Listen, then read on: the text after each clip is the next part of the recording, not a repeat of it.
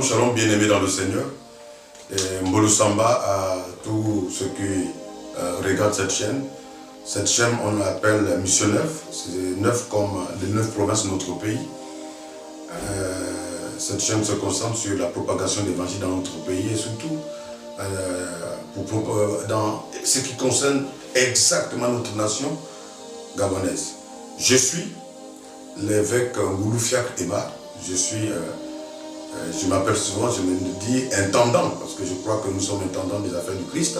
Donc je suis l'intendant général du tabernacle d'El Djibok, l'église de la connaissance du Dieu d'Israël. Donc la vision de l'église, ou de cette mission, je vais préciser, c'est redynamiser la vie spirituelle au Gabon en élevant le Seigneur, Dieu Tout-Puissant, comme un étendard au centre de tous les domaines de la vie de la nation. Les objectifs sont les suivantes. Soumettre le Gabon au contrôle souverain du Dieu puissant. Acquérir une vision biblique de la nation gabonaise. Instruire, encourager et donner de l'espoir au peuple du Gabon. Restaurer la communion et l'adoration du Dieu vivant dans la vie de la nation. Amener l'homme à manifester et expérimenter la puissance salvatrice du Dieu vivant. Je vais comme ça aussi vous présenter ce logo pour vous donner plus d'exemples précis. C'est révélé à moi et il m'avait donné de dessiner comme cela ce logo. Ici, vous avez mon pays, le Gabon n'échouera jamais, c'est clair. C'est une mission d'évangélisation, Matthieu 28, 19 à 20, 1 Corinthiens 4, 20. Ici, il s'agit de la propagation. Ici, dans 1 Corinthiens 4, 20, se cache la puissance de Dieu. Parce que l'apôtre Paul a dit, mon évangile ne consiste pas en parole, mais en puissance. Et nous avons comme, vous avez vu, je vous ai dit, c'est mission 9. Ici, mission 9, c'est la grande mission qui correspond à nos 9 provinces. Ici, dans la suite de temps, Dieu m'avait permis aussi, il m'avait révélé de mettre ici. Vous avez ici le blé. Le blé qui symbolise la richesse. Et en mettant ça, Dieu me dit, je suis en train de te dire qu'au Gabon, vous êtes encore prospère et il y a encore des possibilités de rétablir la vie économique et sociale de votre pays, d'harmoniser toutes choses, de sortir de ce qu'on appelle la précarité. C'est possible parce que Dieu a béni le Gabon. C'est pourquoi vous avez le blé ici. Et là, ici autour, vous avez les 9 provinces, comme vous voyez. Nous avons le Haut-Ogooué, le Moyen-Ogooué, l'Angounié, l'Anyanga, le Goué-Ivindo ici, le Goué-Lolo, le Goué-Maritime et le Wellington. Je voudrais des passages précisés comme vous constatez que nous sommes au Gabon. Alors, ici nous avons la carte gabonaise, donc le pays. Nous avons ici la représentation des ondes, ce qui symbolise l'action du Saint-Esprit. La coupe ici sur l'église et la main de Dieu. Donc, si je vais réexpliquer, ça commence par ici. Dieu soutient l'église du Gabon et le Saint-Esprit se manifeste pour nous donner la force de propager l'évangile. Nous avons Dieu qui nous soutient, donc l'église, la coupe. Nous avons les ondes qui déterminent l'acte, donc l'onction, la manifestation du Saint-Esprit. Et nous avons notre pays. Donc, c'est l'équilibre, vous allez comprendre, du pays vient de l'église. Ce ne sont pas les politiciens qui vont... Aucun projet de société ne peut stabiliser le Gabon. Je vous assure, aucune élection présidentielle ne peut stabiliser le Gabon. C'est Dieu, par l'entremise de l'Église, qui stabilise le pays grâce à l'action, l'activité du Saint-Esprit. Voilà ce qui va se passer dans ce groupe, c'est que nous allons invoquer le Seigneur. Il va nous parler. Vous savez, comme vous le savez très bien, quand nous étions très jeunes, nous avons été dans le cours de baptême et on nous donnait la définition de beaucoup de mots. Nous avons précisément comme la prière. Je le précise pourquoi. Nous avons même, il a été par le Premier ministre annoncé un programme, une journée nationale de prière. Mais prier, ce n'est pas monologuer. Prier, c'est dialoguer. Pendant ce temps, nous allons parler avec Dieu. Prions, donner comme définition, parler avec Dieu. Nous allons parler avec Dieu par rapport à notre nation. Et Dieu, puisque nous parlons avec lui, ça veut dire nous lui posons une question, nous lui demandons quelque chose, et il nous répond, il dit, voici ce qu'il faut faire. Je reviens à dire, ce pays, la réussite de la nation gabonaise n'est pas entre les mains des politiciens, mais entre les mains des adorateurs de Dieu. Entre les mains de ceux qui invoquent l'Éternel chaque jour. Nous voulons lire rapidement le psaume 127. Permettez-moi de regarder ce psaume rapidement pour donner une précision. Le psaume 127, dans son premier verset. Merci Seigneur pour ta fidélité. Dieu nous a donné un très très bon pays, un merveilleux pays.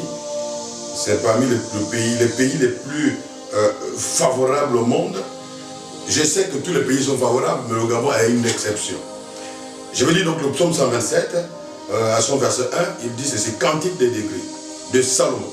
Si l'Éternel ne bâtit la maison, ceux qui la bâtissent travaillent en vain. Si dans cette nation, Dieu ne parle pas de façon à nous orienter, nous n'aurons pas la réussite. Je répète, qu'aucun homme politique ne peut stabiliser la nation gabonaise. Aucune élection ne peut stabiliser la nation gabonaise. C'est les enfants de Dieu que nous sommes, les adorateurs véritables que nous sommes. Par nos prières, nous allons soutenir les politiciens. Nous allons soutenir les avocats. Nous allons soutenir les magistrats. Nous allons soutenir même les militaires, etc. Le fonctionnement de la nation est entre les mains des véritables adorateurs. Si l'Éternel ne garde pas la ville, celui qui la garde veille en vain. Ce texte nous dit, aucune nation, par extension, ne peut être stable si l'Éternel, notre Dieu, ne veille. Nous allons maintenant prier autrement. Nous allons travailler autrement dans notre nation. Nous n'allons pas baser notre confiance, nous plaindre de pourquoi ça n'avance pas, que ce sont les politiciens. Ce sont ceux qui ne gèrent pas bien. Aussi, on attaque le président. Je vous assure.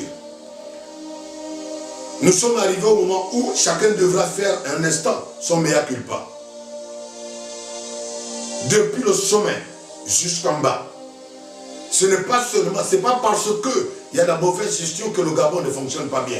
Mais c'est parce que même au sein des religions, il n'y a pas une invocation correcte.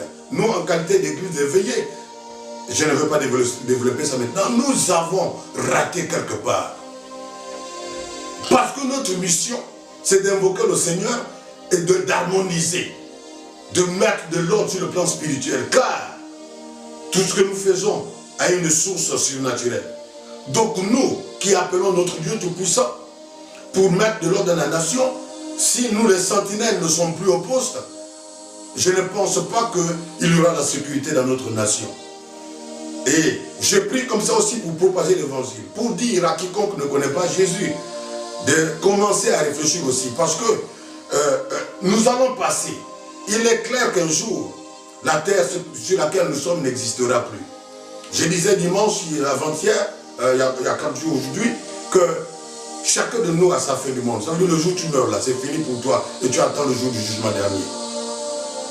Il revient à nous tous, chacun dans sa religion, même chacun dans son rite, de se rendre compte qu'à un moment donné, le fait d'invoquer un esprit que tu n'accordes pas du respect peut détruire. Même dans les rites, par exemple le Njobi, etc. Quand vous vous comportez mal par rapport à l'entité que vous invoquez, vous êtes frappé par l'entité là. Il y a beaucoup de choses qui sont faites. Je rappelle, le pays là ne peut être harmonisé que par les enfants de Dieu. Lorsque ça n'allait pas bien, dans le bateau dans lequel était Jonas, tout était compliqué.